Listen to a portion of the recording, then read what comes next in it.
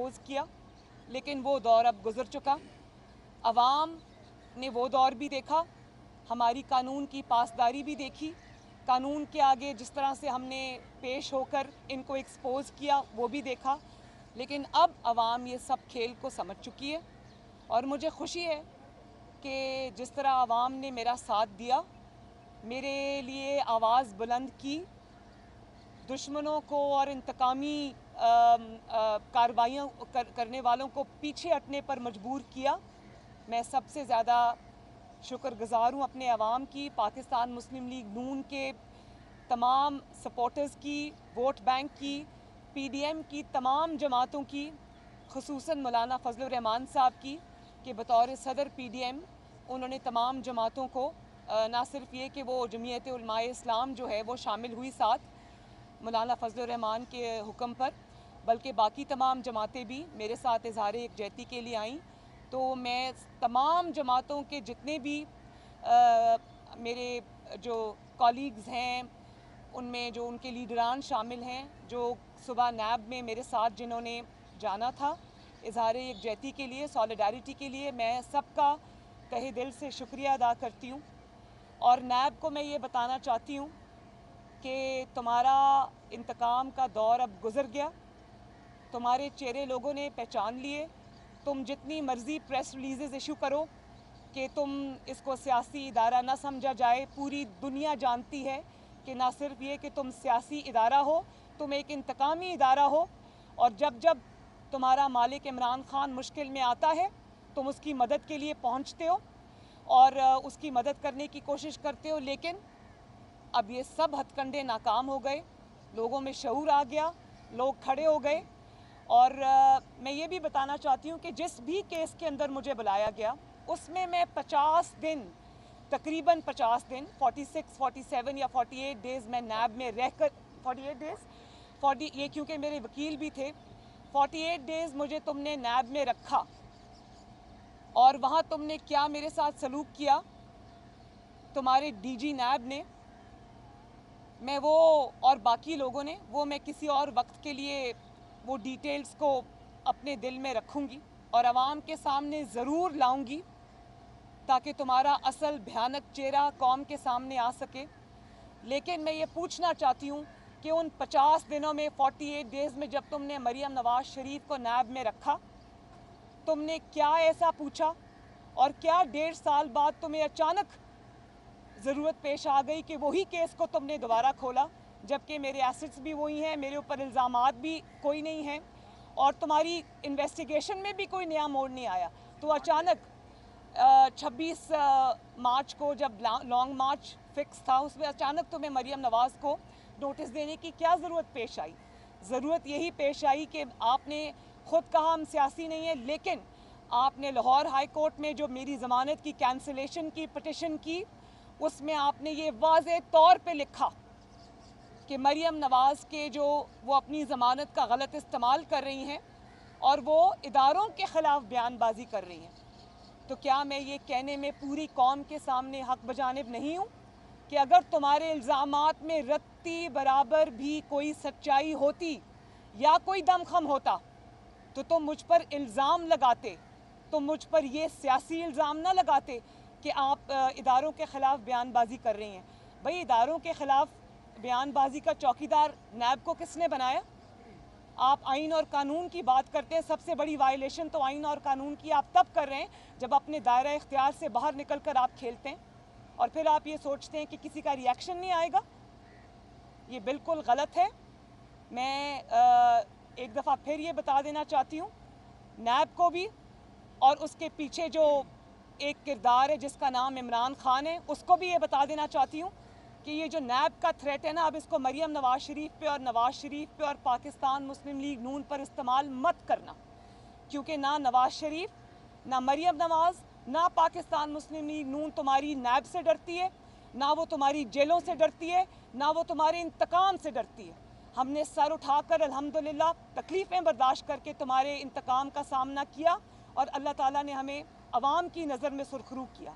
अब हिसाब की बारी है और इंशाअल्लाह ताला पाकिस्तान की अवाम नैब से और नैब की इंतकामी कार्रवाइयों से, इन आटा चोरों से, बिजली चोरों से, चीनी चोरों से, वोट चोरों से हिसाब लेगी और ज़रूर लेगी इंशाल्लाह। बता दीजिएगा कि बिलावल भुट्टो जरदारी और आप सारी पीडीएम जमातें तनकीद करती हैं हुकूमत सिलेक्टेड की हुकूमत सिलेक्टेड ने मुमकिन किया, जबकि पिछले दिनों बिलावल ने बताया कि लाहौर का एक घराना है जिसे सिलेक्ट किया जाता रहा, और आपने भी एक ट्वीट किया कि लाहौर एक सिलेक्शन नहीं की जा रही है, नए बंदे को सिलेक्ट किया जा रहा है। काइंडली आप बता दें कि वो कौन सी जमात है पीडीएम की, वो कौन सा किरदार है जिसको सिलेक्शन के लिए जारी किया जाता है। Next question please. इसमें ऐड कर लेगा कि बिलावल भुट्टो कहते हैं फैसला सामने आया है कि सुप्रीम कोर्ट ने डस्का का जो इलेक्शन था 10 अप्रैल का वो मुलतवी कर दिया है।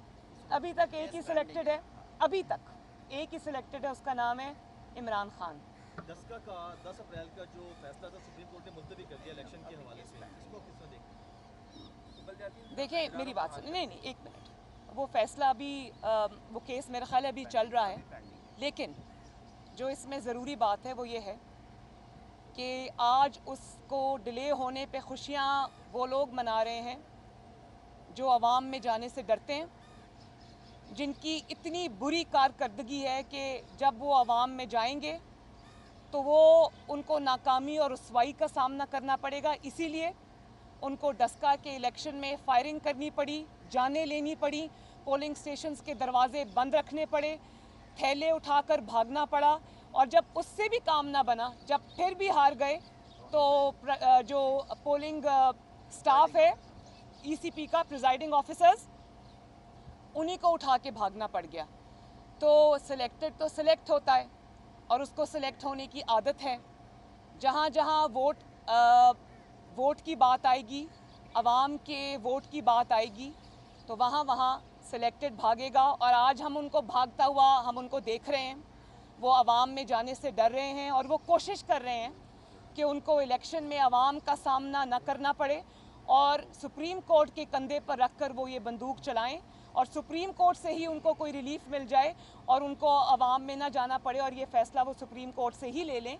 लेकिन देखें, पूरी दुनिया के सामने वो सबूत उस दिन आए, पूरी दुनिया ने देखा कि किस तरह इन्होंने पूरा डस्का जो है वो उन्होंने मैदान जंग बनाए रखा और किस तरह उन्होंने खौफ व हरास का माहौल बनाए रखा, वोटर्स को स्कैर किया, और साथ ही पूरी दुनिया ने देखा कि ये थैले उठा के भागे, ये प्रिजाइडिंग ऑफिसर्स को अगवा करके भागे, इसमें कोई इबाम नहीं है।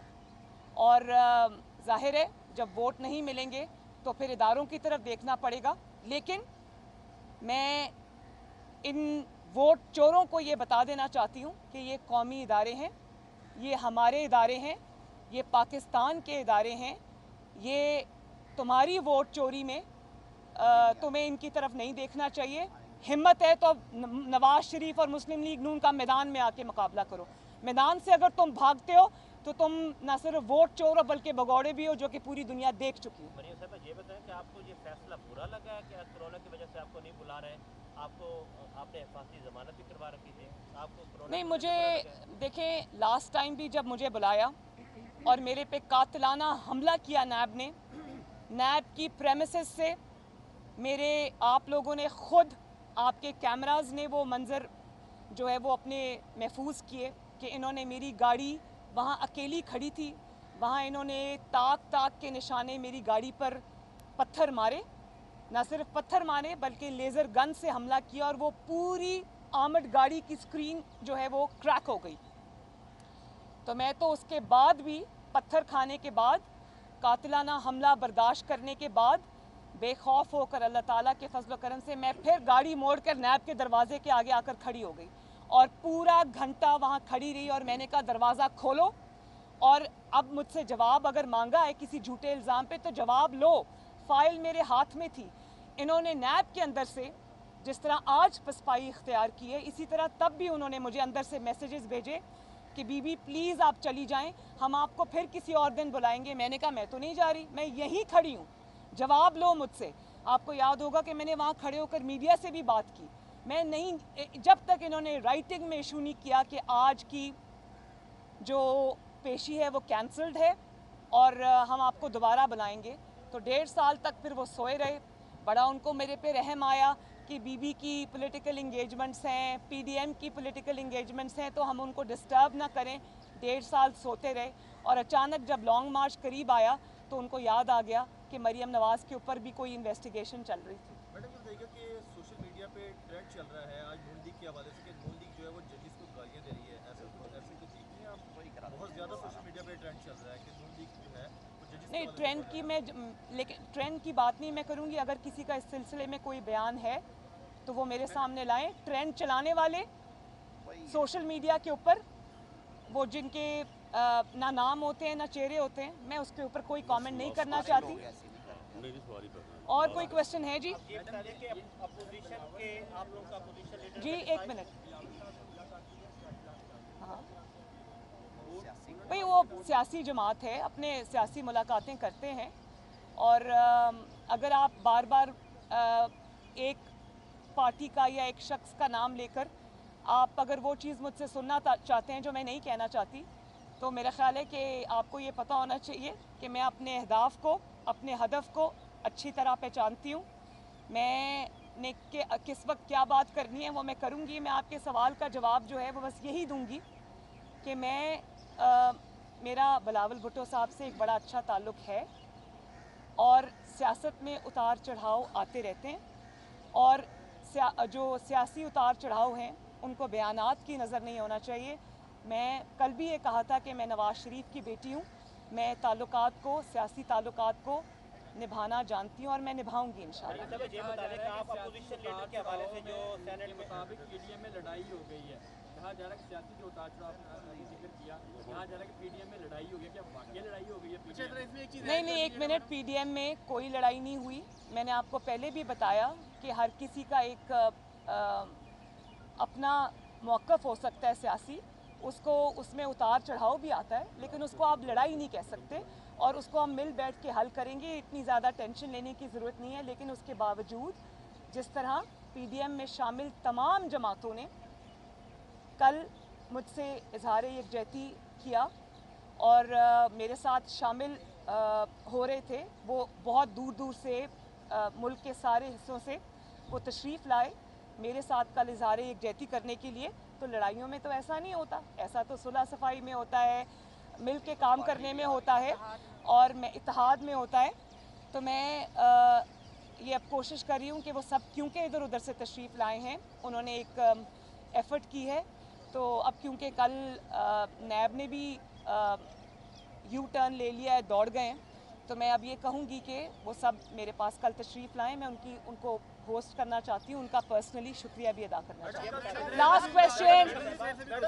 हाँ सॉरी हाँ हुकूमत मुखालिफ तरीके के मुताबिक आपने कहा था कि अगर पीपल्स पार्टी ने साथ ना भी दिया तो आप मुस्लिम लीग नून और JUIF जो है मिलकर फिर तहरीक चलाएंगे, तो क्या पीपल्स पार्टी से आप लोगों के मामला तय पा गए हैं या फिर क्या क्वेश्चन ऐड करने और सिलेक्टर्स का क्या किरदार है, वो न्यूट्रल हुए हैं कि नहीं? वो न्यूट्रल हों या ना, उससे हमें कोई फ़र्क नहीं पड़ता। हम अपनी जिद्दोजहद जारी रखेंगे और पीछे हटने पे मजबूर किया भी है, करेंगे भी इंशाल्लाह।